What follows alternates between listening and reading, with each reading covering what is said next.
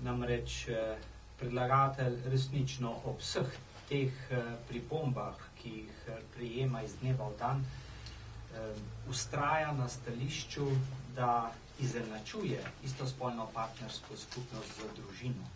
S tisto družino, kot je bila definirana v starem, še veljavnem zakonu in tudi v ustavi leta 1991.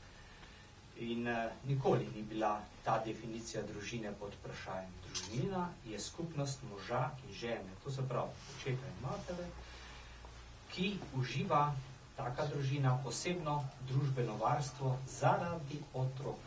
To se pravi zaradi usmerjenosti te skupnosti v rojstvo novega življenja, to se pravi element reproduktivne vloge skupnosti je bil tu bistveno poudarjen.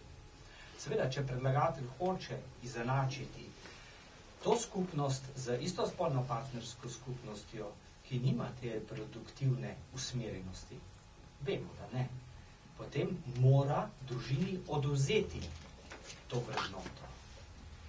In to menimo, da je narobe. Resnično narobe.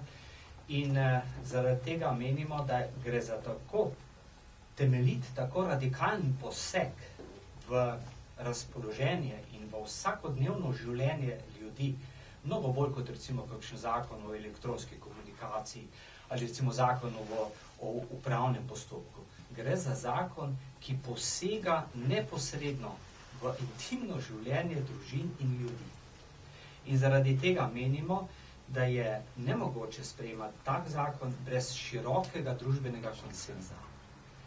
In zaradi tega menimo, da če je takšna zadeva predložena državnemu zboru in jo državni zbor kljub nasprotovanju javnosti sprejme, potem mora to iti na preverbo na referendum. In kakor se bodo ljudje na referendumu odločili, tako pa naj bo.